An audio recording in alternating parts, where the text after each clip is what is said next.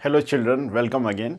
और आज फिर एक नया वीडियो प्रोपोर्शन के ऊपर मैं यहाँ पर बनाने जा रहा हूँ।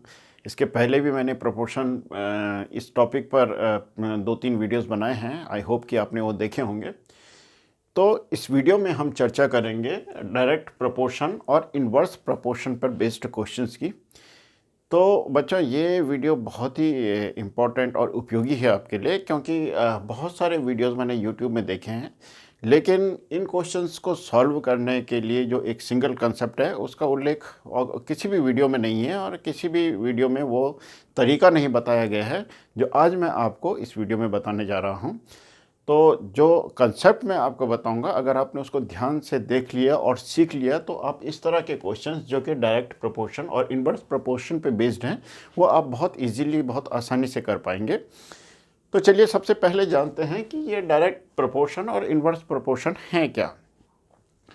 तो देखिए, डायरेक्ट प्रोपोर्शन इस तरह के क्वेश्चंस होते हैं जिसमें कि दो क्वांटिटी इस तरह से रिलेटेड होती हैं कि एक क्वांटिटी के बढ़ने के साथ ही दूसरी क्वांटिटी की वैल्यू भी बढ़ती है, या एक क्वांटिटी के कम होने पर दूसरी क्वांटिटी की वैल्यू भी कम होती है। जब दो क्वांटिटी इस तरह से रिलेटेड होती है तो हम कहते हैं कि ये इनका जो वेरी कर रहे हैं, ये डायरेक्ट वेरी कर रहे हैं। इनमें जो इनका वेरिएशन है वो डायरेक्ट है। इसको इस क्वेश्चन के माध्यम से ऐसे समझिए कि जैसे यहाँ पर है कि if 5 pens cost ₹8, what is the cost of 15 pen.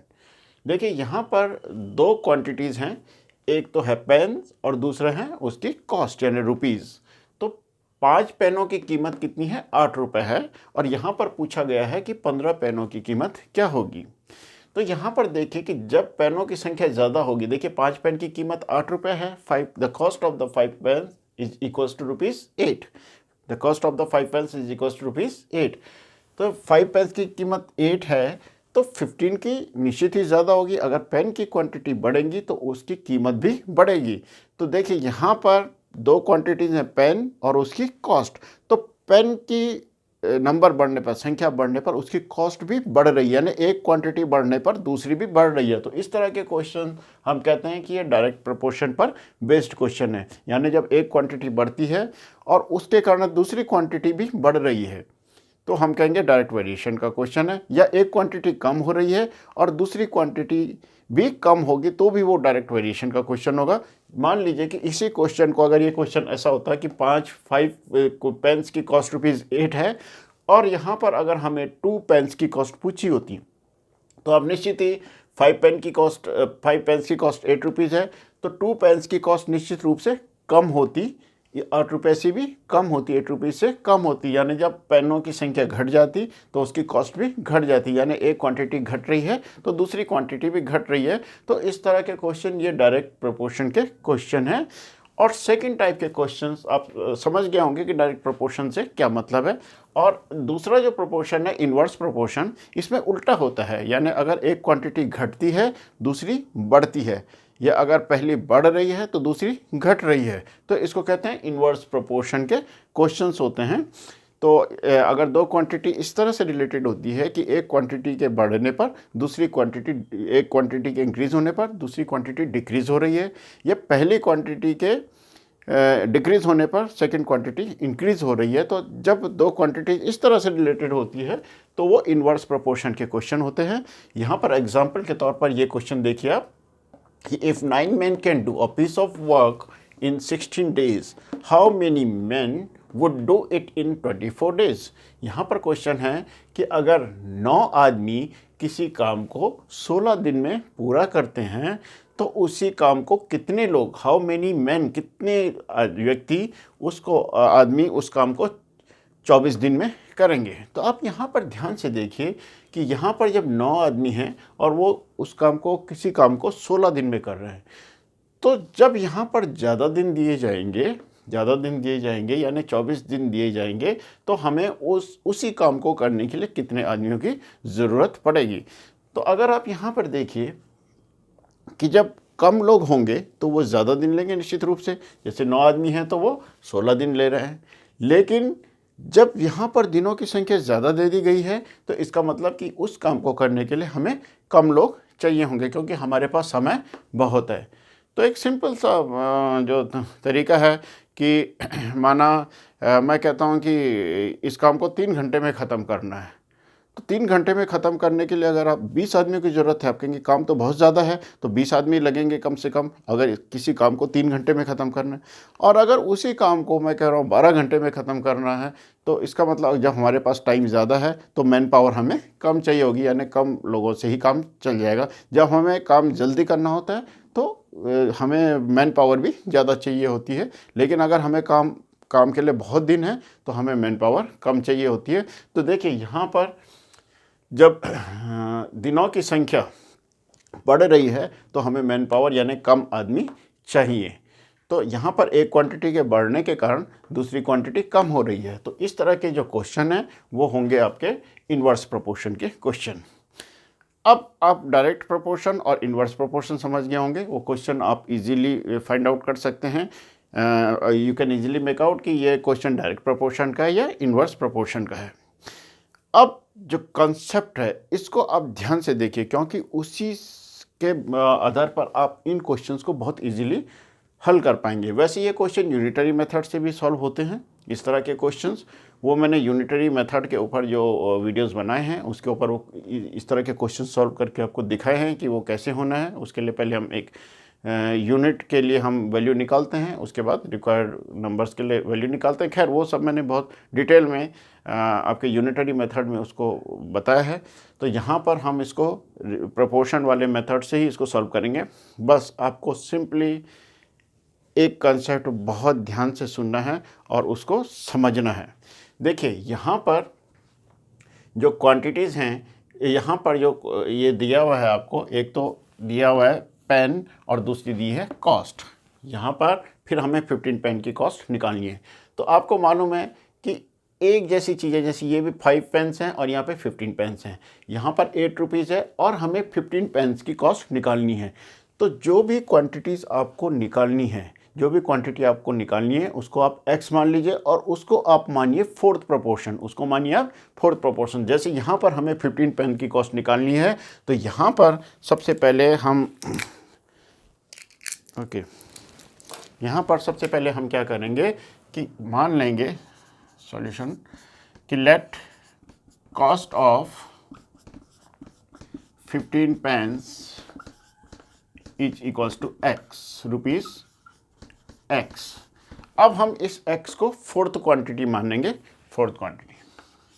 अब हम क्वेश्चंस को ध्यान से देखेंगे। देखिए हमने कॉस्ट निकालनी है 15 पेन्स की, यहाँ पर कॉस्ट दी है 5 पेन्स की, कितनी दी है 8 रुपीज़। तो निश्चित रूप से क्योंकि यहाँ पर पेनों की संख्या ज़्यादा है तो इसकी कॉस्ट भी ज़्यादा होगी, यानी जो 15 पेन की कॉस्ट जो हमने एक्स मानी है ये 8 रुपीज़ से ज़्यादा होगी। तो यानी यहाँ पर ये हम इसको 8 को हम थर्ड क्वांटिटी मान लेंगे, क्योंकि आपको मालूम है कि जो एक जैसे ये भी रुपीज़ है 8 रुपीज़ और जो हमने रुपीज़ एक्स माना ये भी रुपीज़ है, एक तरह की क्वांटिटी एक साइड आएंगी। तो 8:x। अब आप देखिए जो फोर्थ, इसको हमने फोर्थ माना है और इसको हमने थर्ड माना है। तो आपको यहाँ पे ये अंडरस्टूड है कि जो फोर्थ वाला है यानी जो 15 पेन की कॉस्ट है ये 8 से ज़्यादा होगी। तो जैसे मैंने यहाँ पे लिखा है, if fourth is greater than third then second will be greater than first. अब देखिए सेकेंड कौन सा होगा, अब हमें दिया क्या है, इस साइड तो हमने तो कॉस्ट हो गई। अब यहाँ पे देखिए 5 पेन्स एंड 15 पेन्स, तो दोनों क्वांटिटी एक जैसी है, पेन्स ये एक तरफ लिखी जाएंगी, ठीक है। तो ये एक तरफ लिखी जाएंगी, लेकिन इसमें हम पहले किसको लिखेंगे और बाद में किसको लिखेंगे। तो देखिए फर्स्ट किसको मानेंगे और सेकंड क्वांटिटी किसको मानेंगे। तो यहाँ पर ये रूल काम करेगा कि अगर आपकी जो ये फोर्थ प्रोपोर्शन है अगर ये थर्ड प्रोपोर्शन से ज़्यादा है, जैसे यहाँ पर है, क्योंकि ये 15 पेन की कॉस्ट है तो निश्चित रूप से ये 8 से ज़्यादा होगी, क्योंकि 8 तो 5 पेन की कॉस्ट है। तो इसी के आधार पर जो सेकंड क्वांटिटी होगी, ये देखिए if fourth is greater than third then second will be greater than first. तो सेकंड मानेंगे हम 15 को और फर्स्ट प्रोपोर्शन मानेंगे हम 5 को। तो इन 5 और 15 का जो रेशियो होगा दैट विल बी, इनका जो प्रोपोर्शन होगा ये 8:x के बराबर होगा, यानी ये जो रेशियो होगा 5:15 वो 8:x के इक्वल होगा। इस तरह से ये चारों प्रोपोर्शन हम लिखेंगे। आई रिपीट एक बार फिर से कि जो क्वांटिटी आपको निकालनी है उसको आप फोर्थ प्रोपोर्शन मान लीजिए, उसको आप फोर्थ प्रोपोर्शन मान लीजिए। और उसके बाद उससे पहले आप जो है उसका थर्ड वाला प्रोपोर्शन लिखिए, क्योंकि एक जैसी क्वांटिटी एक ही साइड में आनी है, क्योंकि ये ₹x है तो इसलिए यहाँ पर भी कॉस्ट ही आएगी, थर्ड प्रोपोर्शन में भी कॉस्ट ही आएगी। अब आपको देखना है कि थर्ड में और फोर्थ में कौन बड़ा है। अगर फोर्थ बड़ा है थर्ड प्रोपोर्शन से, तो निश्चित रूप से second proportion will be greater than first, जैसे मैंने यहाँ पे लिखा है, if fourth is greater than third then second is greater than first. तो आप इजीली जो बाकी दो क्वांटिटीज हैं उनको आप लिख सकते हैं आराम से। तो अब हम इसको सॉल्व करेंगे। जैसे आपको बताया था कि इसमें फर्स्ट, सेकंड, थर्ड, फोर्थ, तो जो प्रोडक्ट ऑफ एक्सट्रीम्स होता है, यानी जो बाहर के टर्म्स का जो प्रोडक्ट होता है वो प्रोडक्ट ऑफ मीन्स होता है, इन दोनों टर्म्स के प्रोडक्ट के बराबर होगा। तो 5 × x 5x is equals to 15 × 8, और we can solve it x is equals to 15 × 8 over 5, and 5 3s are 15 and 3s 8s are 24 rupees 24. तो x is equals to 24. It means the cost of 15 pence is equals to rupees 24. तो I hope कि ये concept आपको clear हो गया होगा। एक बार मैं फिर से बता दूं, अगर फोर्थ प्रोपोर्शन थर्ड प्रोपोर्शन से ज़्यादा है, ग्रेटर है, तो सेकंड प्रोपोर्शन फर्स्ट प्रोपोर्शन से ज़्यादा होगा। अगर फोर्थ प्रोपोर्शन थर्ड प्रोपोर्शन से स्मॉल है, छोटा है, लेसर है, तो सेकंड प्रोपोर्शन भी फर्स्ट प्रोपोर्शन से लेसर होगा। ठीक है, तो इसी के उसमें आपको इसी ऑर्डर पर आपको इन क्वांटिटीज़ को रखना है। चलिए अभी मैं ये सेकंड क्वेश्चन जो कि इन्वर्स प्रोपोर्शन में है इसको सॉल्व करते हैं। तरीका यही रहेगा, कंसेप्ट यही रहेगा। तो let us try next question. Okay,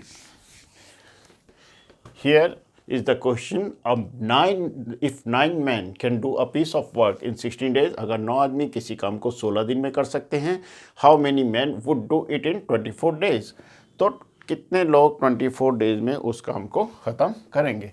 तो हम मान के चलते हैं let number of men required to finish the work in 24 days is equals to x। हमने मान लिया कि सपोज हमें x लोगों की ज़रूरत है जो कि 24 डेज में काम को ख़त्म करेंगे। तो x को जैसे मैंने कहा था जो अननोन है उसको आप फोर्थ प्रोपोर्शन मान लीजिए।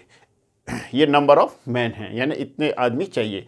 अब देखिए इसके साथ हम नंबर ऑफ मैन कितने हैं, यहाँ पर 9 मैन है। तो यहाँ पर हम थर्ड प्रोपोर्शन में, क्योंकि मैन के साथ में मैन ही यहाँ पे लिखेंगे एक जैसी क्वांटिटी, तो यहाँ पे लिखेंगे हम थर्ड प्रोपोर्शन में आएगा 9। अब आप देखिए कि 9 ज़्यादा होगा या x ज़्यादा होगा। निश्चित रूप से 9 ज़्यादा होगा, क्योंकि यहाँ पर काम को 24 डेज में ख़त्म करना है, इसलिए जो नंबर ऑफ मैन है ये कम होंगे, क्योंकि 9 मैन जो है 16 डेज में ख़त्म कर सकते हैं। तो जब नंबर ऑफ डेज 24 है तो निश्चित रूप से हमें यहाँ पर कम लोग चाहिए, कम आदमी चाहिए, कम व्यक्ति चाहिए काम करने के लिए। ठीक है, तो ये निश्चित रूप से जो फोर्थ प्रोपोर्शन है थर्ड प्रोपोर्शन से छोटा है, इसलिए जो सेकंड प्रोपोर्शन है वो फर्स्ट से छोटा होगा। अब देखिए यहाँ पर 16 डेज और 24 डेज, तो छोटा कौन है, 16 स्मॉल है, तो 16 को सेकंड प्रोपोर्शन हो जाएगा और 24 डेज फर्स्ट प्रोपोर्शन हो जाएगा। अब ये जो रेशियो है that will be equal to this ratio, इस तरह से लिखेंगे। बस अब इसको सिंपली सॉल्व कर देंगे, क्योंकि प्रोपोर्शन में है चारों क्वांटिटीज़। तो ये हो जाएगा 24x the product of extreme is equals to product of mean 16 × 9 and we can solve it। x is equals to 16 × 9 upon 24। okay, and 8 3s are 24, 8 2s are 16 and 3 से कैंसिल करेंगे, 3 3s are 9 and 3 2s are 6। x is equals to 6। It means number of men required is equals to 6 to finish the same work in 24 days। यानी हमें उसी काम को 24 दिन में ख़त्म करने के लिए 6 आदमियों की आवश्यकता होगी। तो सिंपल सा ये लॉजिक है इसमें। बस आपको यही याद रखना है कि जो अननोन वैल्यू है उसको अपने फोर्थ प्रोपोर्शन मानना है, और फिर आपने देखना है एक जैसी क्वांटिटीज़ एक साइड आएंगी। रेशियो में आपको मालूम है कि अगर यहाँ पर नंबर ऑफ मैन है तो इसके साथ नंबर ऑफ मैन ही आएगा और डेज के साथ में डेज ही आएगा। फिर आपको देखना है कि अगर फोर्थ प्रोपोर्शन थर्ड से ज़्यादा है तो सेकंड फर्स्ट से ज़्यादा होगा। If the fourth proportion is lesser than third then the second will be lesser than first. So आप इस वीडियो को बार बार देखिए और इस कंसेप्ट को आप एकदम क्लियर हो जाएगा, तो आप इस तरह के कई क्वेश्चंस बहुत इजीली सॉल्व कर पाएंगे. So thanks a lot.